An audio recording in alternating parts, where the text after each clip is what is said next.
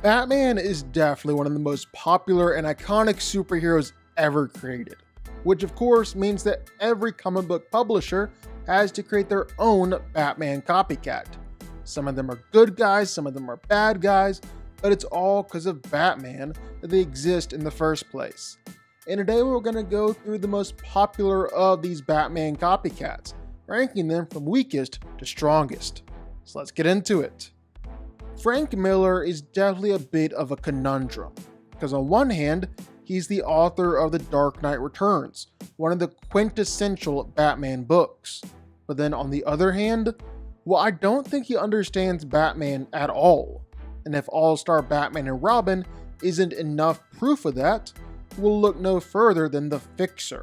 It originally started out as a Batman book, where Batman launches a holy war against Al-Qaeda. But then DC backed out and Miller just made a thinly veiled Batman substitute called The Fixer. Either way, this is like a weird fever dream of a Batman knockoff killing terrorist, where The Fixer is really seen as the more cruel and sadistic monster. From the Watchmen universe, while Rorschach better embodies what Batman is at his core, Night Owl is the clear Batman knockoff. Namely, he's a wealthy billionaire who goes around fighting crime with a whole bunch of fancy toys. But I guess you could also argue that he's a Blue Beetle copycat. But there are enough close similarities to Batman that we'll include him. Now, the dude is a genius and an incredible fighter, but by the time we meet Night Owl, well, he's a bit out of his prime, and we definitely see that, as he's no match to fighters like Ozymandias. Big Daddy is like if there was an insane mixture between Batman and the Punisher. So Batman with no problem killing, and a Batman with a whole lot of guns. He's got absolutely no issue with brutally murdering even minor criminals. But he also paints a whole new perspective on the Batman and Robin dynamic, as him training his daughter and turning her into Hit Girl just seems absolutely psychotic when you really think about it. Marvel has actually created a lot of different Batman knockoffs over the years. The first one to come up on this list is the Shroud. Just like Batman, the Shroud's family was gunned down right before his eyes, causing him to turn to a life of crime fighting, become a nighttime vigilante. Of course, the difference here is the Shroud actually has superpowers. He's got the ability to open up portals to the Dark Force dimension and bring the darkness into the Earth. Basically, he's just able to cover everything in darkness and shadows. In the Invincible universe, Darkwing was a member of the Guardians of the Globe and was very similar to Batman, a human in peak physical form, a master in hand-to-hand fighting, and always carrying around a massive arsenal of gadgets. Of course, then he was killed by Omni-Man, and his sidekick Nightboy took over the mantle and became the new Darkwing. And he really relied on his Shadowverse powers, which allowed him to walk into shadows, teleport, and trap enemies inside the shadows. Nemesis is basically what would happen if you took Batman and the Joker and mashed them up into one person.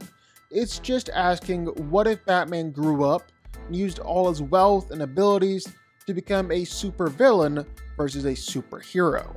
And just like the real Batman, Nemesis has no powers, but wins a lot of fights through prep, skill, and pure determination. He's also got absolutely no problem with killing anyone in his way, and is increasingly brutal as the fight goes on. From the Amalgam universe, Darkclaw is literally a combination of Batman and Wolverine, where he's got both Bruce Wayne's origin and found out he had mutant powers. Regardless if it's a good combination or not, Darkclaw's got Wolverine's healing factor and claws, plus Batman's fighting skill and intellect, so a pretty nasty combination. You can't make a list like this and not include the terror that flaps in the night, Darkwing Duck. For starters, he's probably one of the most successful Batman copycats, and is lovingly trying to pay homage to the character and its origins. But with this list, well, Darkwing Duck has Toon Force powers, and that's always going to throw things in his advantage. Like, it gives him superhuman strength, superhuman durability. When you actually look at his feats, the dude can be a real menace. Nighthawk is definitely a pretty clear Marvel ripoff from Batman. He was even part of the Squadron Supreme, a team filled with other DC knockoffs. But Kyle Richmond's parents were killed when he was a child, causing him to train his body to physical perfection in order to get vengeance. And just like Batman, well, he's an excellent fighter. He's actually surprisingly strong and tough, and is always carrying around a loaded arsenal during fights.